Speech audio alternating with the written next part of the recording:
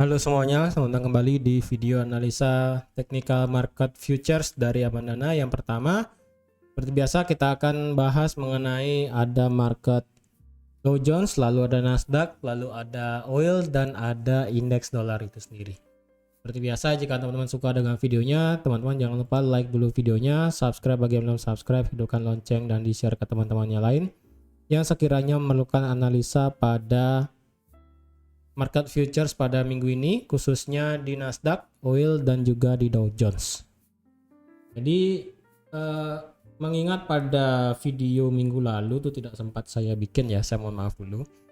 Karena kalau saya lihat di sini peminat dari orang yang ingin nonton daripada analisa technical futures dari oil, lalu ada Nasdaq, lalu ada Dow Jones juga, itu kurang peminat ya. Jadi mungkin videonya ini akan saya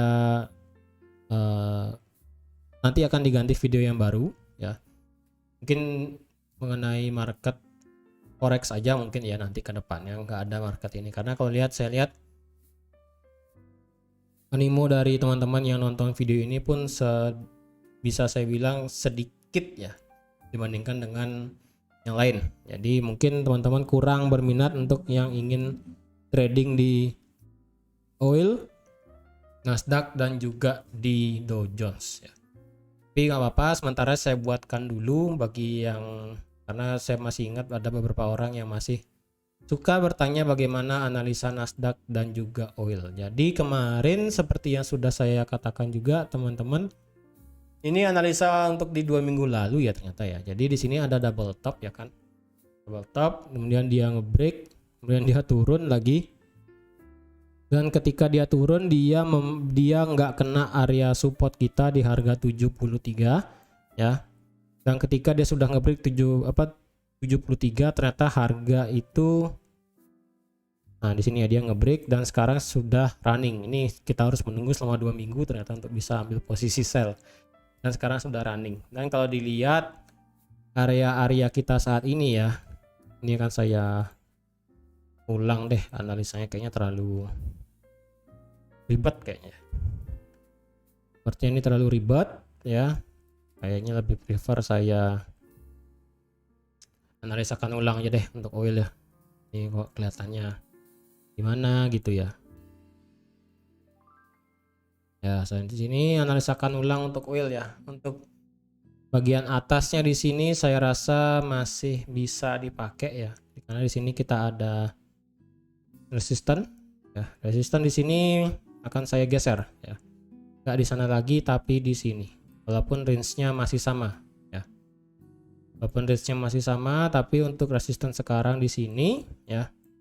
Supply terdekat itu ada di sana di harga 82,565 sampai di 81. Kemudian kita juga ada satu area supply lagi di sini, yaitu di harga 77 sampai di harga 77,82 ya. Lalu kalau dilihat sekarang kita ada nggak area demand yang tertahan di sini? Well, kalau dilihat kita memang punya struktur demand di sini ya. Kita punya struktur demand di sini, yang dimana demand di sini di harga 71 sampai di 71,75. Lalu kita juga ada satu area demand lagi ya, yaitu dari 68 sampai di 69,76, sebelum akhirnya kita akan mencapai titik area support yang ada di harga 67 ya. Dan kalau kita lihat di daily kita tidak ada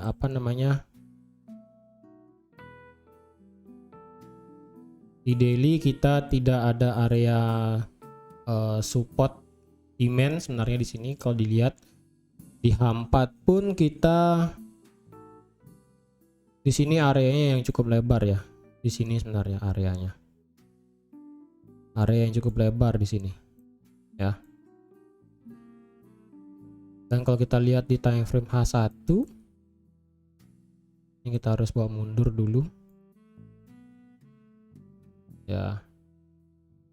Oke, ternyata nggak nyampe ternyata ya. Kalau kita lihat ke belakang, ya memang ini areanya ya dari 67 ya. Dan harga kan sudah ngebreak area ini. Nah, sekarang kemungkinan kita bisa ambil posisi sell. Dimana kita ambil posisi sell untuk saat ini? Well, kalau dilihat kita turunkan time frame-nya, kita sekarang kita terjebak ya di sini. Kita ada area resisten juga di sini. Kita lihat dulu dari daily ya. Kita daily kita sudah membuat new lower low ya. Dari weekly kita sudah membuat lower low ya, dari weekly kita sudah buat lower low, daily sudah membuat lower low dan lower high juga. Kita tinggal menunggu membuat new lower high ya. Jadi pergerakan daily itu sekarang dia seperti ini. Ya, dia turun, dia naik, dia turun. Jadi kita sekarang tinggal tunggu dia membuat new lower low.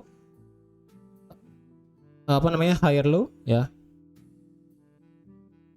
Lower high ya, salah, lower high sebelum akhirnya dia membuat new lower low. Jadi untuk di oil saya rasa untuk sekarang ambil posisi sell itu kurang bagus ya, kurang bagus ambil posisi sell sekarang. Jadi sebaiknya yang sell tuh bisa sekalian di sini atau di area ini. Jadi sih saya lebih prefer sell di sini sebenarnya. Walaupun di sini harga sudah di break ya, harga 71,73 ini sudah di break.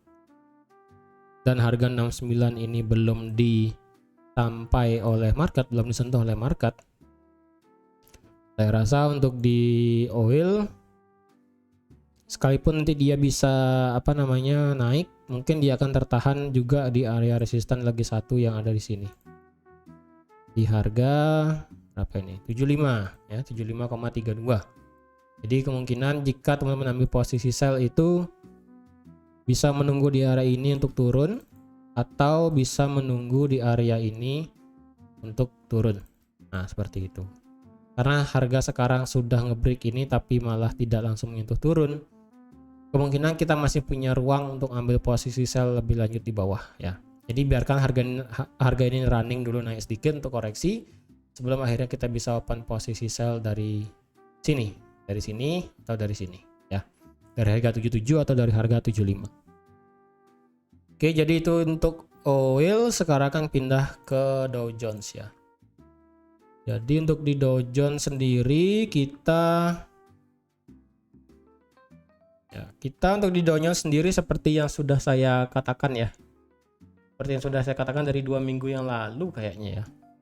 Dari 2 minggu yang lalu kayaknya itu area 34.293 ya, itu menjadi area yang sangat penting. Kalau dilihat dia membreakout 34.293 kemarin di tanggal 30 November, tapi kenyataannya harga itu membuat penurunan ya.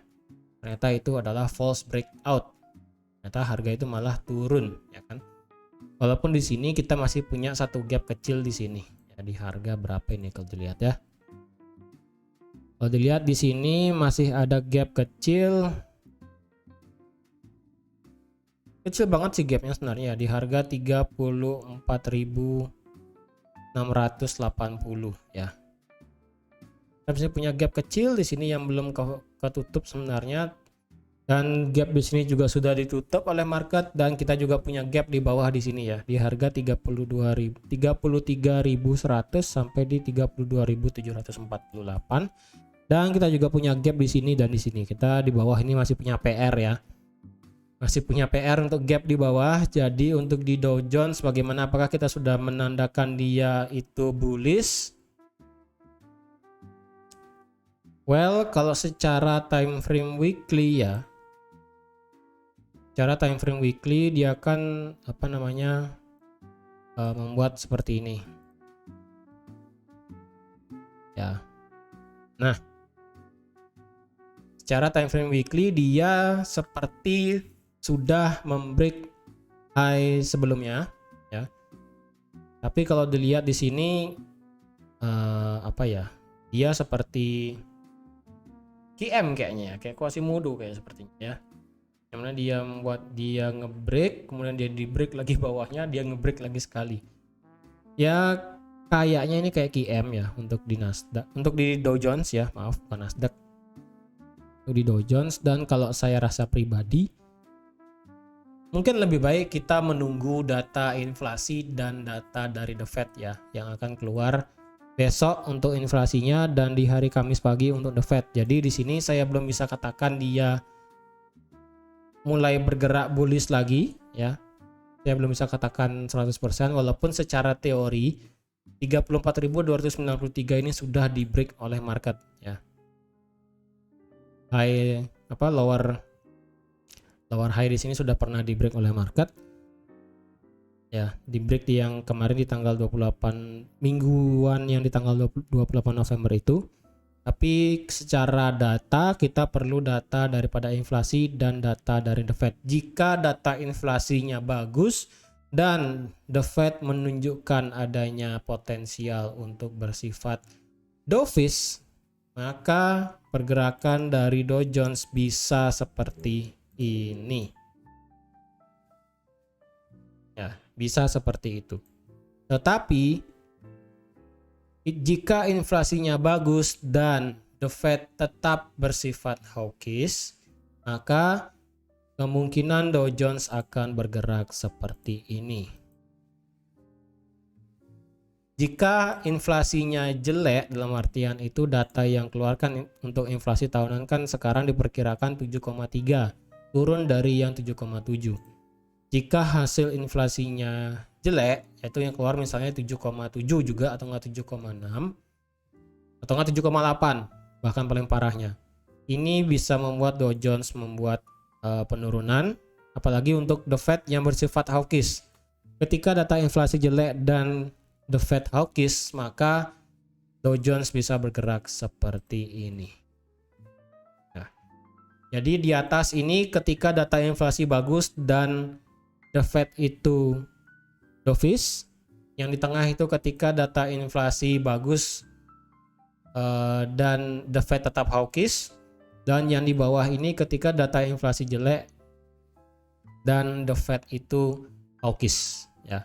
Jadi 3 skenario yang akan terjadi pada Dow Jones di minggu ini. Karena area krusial kita untuk di Dow Jones itu adalah di 34.293 sampai di 35.411. Untuk supportnya kita punya banyak ruang support karena alasannya itu satu, kita punya banyak PR gap di bawah. Either itu di sini atau di sini dan juga di sini. Seperti itu ya. Jadi itu tadi untuk Dow Jones, kita masih akan menunggu bagaimana dampak daripada data inflasi dan data inflasi dan data mengenai Fed. Begitu pula juga dengan di Nasdaq ya. Ini di Nasdaq sepertinya ini saya naruh stop lossnya kurang tinggi lagi dikit ya. Nah segini sebenarnya. Sebenarnya saya taruh stop loss seperti itu. Di harga 12.000 berapa ini? 12.130 baru nggak kena stop loss ya. Jadi untuk di Nasdaq sendiri bagaimana sekarang? Untuk di Nasdaq sendiri sekarang dia bergerak sideways ya. Sekarang dia bergerak sideways dari tanggal 11 November kemarin. Ya, 11 November kemarin dia bergerak sideways dan dilihat, jika kita lihat area ini ya, area supply di sini juga sudah di break oleh market. Ini akan saya delete juga karena sudah tidak berguna. Jadi sekarang kita punya range area supply itu ada di sini, yaitu di harga 12.194 sampai di 12.023. Nah, untuk yang ngebuy ketika dia break ini silahkan ngebuy dengan stop loss tergantung di mana swingnya. Sama halnya dengan Dow Jones ya. Kalau Dow Jones kan berada di titik krusial, sedangkan untuk di Nasdaq sedang bersifat sideways untuk saat ini. Samanya itu di mana? Samanya itu sama-sama menunggu data daripada The Fed ya. Tunggu data dari The Fed. Apakah The Fed akan bersifat hawkish atau bersifat dovish, dan apakah data inflasi hasilnya bagus ataupun hasilnya jelek. Karena untuk di Nasdaq sendiri kita sudah membuat new lower low sekali lagi ya. Nasdaq itu sudah bergerak seperti ini. Ya. Apakah di sini dia membuat new lower high? Jika iya, maka target untuk Nasdaq bisa membuat new lower low, itu bisa sampai di harga 8.000 loh. Ini bisa sampai ke 8.000 loh. Ya. Bisa seperti ini. Tapi jika harga ini ternyata berhenti di sini dan dia membuat new lower high ya, maka kemungkinan Nasdaq bisa melanjutkan global trendnya yaitu bullish. Ya, seperti itu. Jadi sama untuk di Nasdaq dan di Dow Jones kita masih sama-sama menunggu data mengenai inflasi dan juga The Fed. Tapi untuk Nasdaq sendiri kita masih sideways yang sudah berlangsung selama 1 bulan. Ya, 1 bulan ternyata kita sideways ya, baru nyadar saya. 1 bulan kita bergerak sideways karena data The Fed dan data inflasi itu menjadi concern orang yang ingin trading di Nasdaq. Jadi otomatis ya berarti data inflasi dan data The Fed itu akan menjadi hal yang sangat luar biasa penting bagi Dow Jones dan juga Nasdaq. Dan juga menjadi hal yang sangat penting bagi indeks dolar itu sendiri. Well, kalau dilihat indeks dolar sekarang dia kan masih bergerak di dalam area demand ya. Ini area demand daily sebenarnya. Area demand daily yang sudah di break dan tertahan di area demand daily selanjutnya, yaitu yang ada di sini. Nah, sekarang mungkin teman-teman melihat overall kita DXY masih bergerak bullish, tapi untuk saat ini karena dia masih bersifat bearish ya, karena sekarang masih bersifat bearish, kita masih concern untuk hati-hati yang ingin ambil posisi buy ya. Karena kalau dilihat,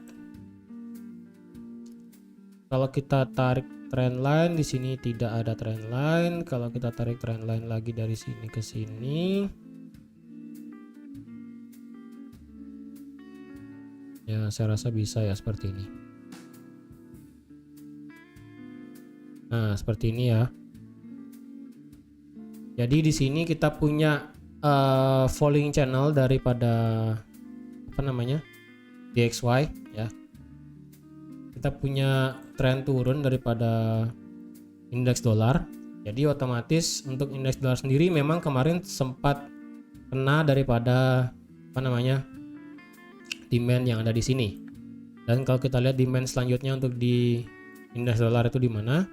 Indeks dolar itu demand selanjutnya itu cukup jauh berada di bawah ya, di sekitaran harga 101. Jadi ketika dia sudah ngebreak 103 ini, 103,669, kemungkinan besar indeks dolar itu bisa turun sampai ke 101, bahkan bisa turun sampai kena daripada trend line-nya dia di sini.